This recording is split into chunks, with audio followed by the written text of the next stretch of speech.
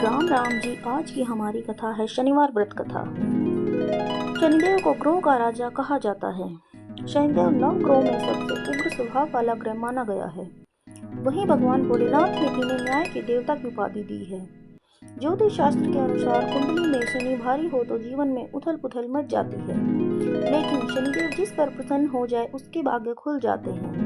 शनिदेव को प्रसन्न करने के लिए शनिवार के दिन व्रत रखना शुभ माना गया है। जो लोग शनिवार का व्रत करते हैं उनको पूजा के समय शनिवार व्रत कथा का श्रवण करना चाहिए। शनिवार व्रत कथा के पाठन से शनि दोष और साढ़े साती ढैया के प्रभाव कम होते हैं। शनि की कृपा से व्यक्ति को सुख और वैभव की प्राप्ति होती है। तो चलिए हम शनिवार की कथा का प्रारंभ करते हैं। एक समय स्वर्गलोक में सबसे बड़ा कौन के प्रश्न पर 9 ग्रहों में विवाद हो गया। विवाद इतना बढ़ा कि परस्पर भयंकर युद्ध की स्थिति बन गई। निर्णय के लिए सभी देवता देवराज इंद्र के पास पहुंचे और बोले, हे देवराज, आपको निर्णय करना होगा कि हम में सबसे बड़ा कौन है। देवताओं का प्रश्न सुनकर देवराज इंद्र उलझन में पड़ गए।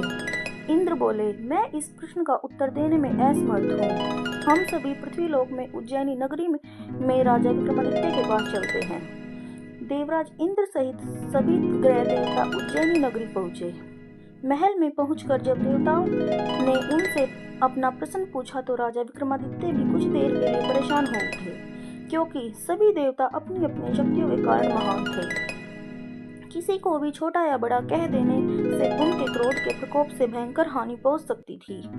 अचानक राजा विक्रमादित्य को एक उपाय सूझा और उन्होंने विभिन्न धातुओं स्वर्ण, रजत, चांदी, कांसा, तांबा, शीशा, रांगा, जस्ता, अभ्रक व लोहे के 9 आसन बनवाए। धातुओं के गुणों के अनुसार सभी आसनों को एक दूसरे के पीछे रखवाकर उन्होंने देवताओं को अपने अपने सिंहासन पर बैठने को कहा। देवताओं के बैठने के बाद राजा विक्रमादित्य ने कहा, आपका निर्णय तो स्वयं हो गया। जो सबसे पहले सिंहासन पर विराजमान है वही सबसे बड़ा है। राजा विक्रमादित्य के निर्णय को सुनकर शनि देवता ने सबसे पीछे आसन पर बैठने के कारण अपने को छोटा जानकर क्रोधित होकर कहा, राजा विक्रमादित्य, तुमने मुझे सबसे पीछे बैठाकर मेरा अपमान किया है। तुम मेरी शक्तियों से परिचित नहीं हो। मैं तुम्हारा सर्वनाश कर दूंगा। शनि ने कहा, सूर्य एक राशि पर 1 महीने, चंद्रमा 2.25 दिन, मंगल 1.5 महीने, बुध और शुक्र 1 महीने, बृहस्पति 13 महीने रहते हैं, लेकिन मैं किसी राशि पर 7.5 वर्ष 7.5 तक रहता हूँ। बड़े बड़े देवताओं को मैंने अपने प्रकोप से पीड़ित किया है। राम को 7.5 के कारण ही वन में जाकर रहना पड़ा और रावण को 7.5 के कारण ही युद्ध में मृत्यु का शिकार बनना पड़ा। राजा, अब तू भी मेरे प्रकोप से नहीं बच सकेगा। इसके बाद अन्य ग्रहों के देवता तो प्रसन्नता के साथ चले गए, परंतु शनिदेव बड़े क्रोध के साथ वहां से विदा हुए। राजा विक्रमादित्य पहले की तरह ही न्याय करते रहे। उनके राज्य में सभी स्त्री पुरुष बहुत आनंद से जीवन यापन कर रहे थे। कुछ दिन ऐसे ही बीत गए। उधर शनि देवता अपने अपमान को भूले नहीं थे। विक्रमादित्य से बदला लेने के लिए एक दिन शनिदेव ने घोड़े के व्यापारी का रूप धारण किया और बहुत से घोड़ों के साथ उज्जैनी नगरी पहुंचे। राजा विक्रमादित्य ने राज्य में किसी घोड़े के व्यापारी के आने का समाचार सुना तो अपने अश्वपाल को कुछ घोड़े खरीदने के लिए भेजा। घोड़े बहुत कीमती थे।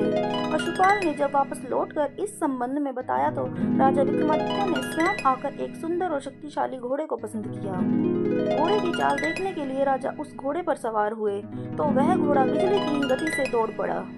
तेजी से दौड़ता घोड़ा राजा को दूर एक जंगल में ले गया और फिर राजा को वहां गिराकर जंगल में कहीं गायब हो गया। राजा अपने नगर को लौटने के लिए जंगल में भटकने लगा, लेकिन उन्हें लौटने का कोई भी रास्ता नहीं मिला। राजा को भूख प्यास लग गई। बहुत घूमने पर उसे एक चरवाहा मिला। राजा ने उससे पानी मांगा। पानी पीकर राजा ने उस चरवाहे को अपनी अंगूठी दे दी। फिर उससे रास्ता पूछकर वह जंगल से निकलकर पास के नगर में पहुंचा। राजा ने एक सेठ की दुकान पर बैठकर कुछ देर आराम किया। उस सेठ ने राजा से बातचीत की तो राजा ने उसे बताया कि मैं उज्जैनी नगरी से आया हूँ। राजा की कुछ देर दुकान पर बैठने से सेठ जी की बहुत बिक्री हुई। सेठ ने राजा को बहुत भाग्यवान समझा और खुश होकर उसे अपने घर भोजन के लिए ले गया। सेठ के घर में सोने का हार एक खूंटी पर लटका हुआ था। राजा को उस कमरे में छोड़कर सेठ कुछ देर के लिए बाहर गया। तभी एक आश्चर्यजनक घटना घटी। राजा के देखते देखते सोने के उस हार को खूंटी निकल गई। सेठ ने कमरे में लौटकर हार को गायब देखा तो चोरी का संदेह राजा पर ही किया, क्योंकि उस कमरे में राजा ही अकेला बैठा था। सेठ ने अपने नौकरों से कहा कि इस परदेसी को रस्सियों से बांधकर नगर के राजा के पास ले चलो। राजा ने विक्रमादित्य से हार के बारे में पूछा तो उसने बताया कि उसके देखते ही देखते खूंटी ने हार को निगल लिया था। इस पर राजा ने क्रोधित होकर चोरी करने के अपराध में विक्रमादित्य के हाथ पांव काटने का आदेश दिया। राजा विक्रमादित्य के हाथ पांव काटकर उसे नगर की सड़क पर छोड़ दिया गया। कुछ दिन बाद एक तेली उसे उठाकर अपने घर ले गया और अपने कोलों पर बिठा दिया। राजा आवाज देकर बैलों को हाँकता रहा। इस तरह तेली का बैल चलता रहा और राजा को भोजन मिलता रहा। शनि के प्रकोप की 7.5 पूरी होने पर वर्षा ऋतु प्रारंभ हुई। राजा विक्रमादित्य एक रात में मल्हार गा रहा था कि तभी नगर के राजा की लड़की राजकुमारी मोहिनी रथ पर सवार हो उस तेली के घर के पास से गुजरी। उसने मेघ मल्हार सुना तो उसे बहुत अच्छा लगा और दासी को भेजकर गाने वाले को बुला लाने को कहा। दासी ने लौटकर राजकुमारी को अपंग राजा के बारे में सब कुछ बता दिया।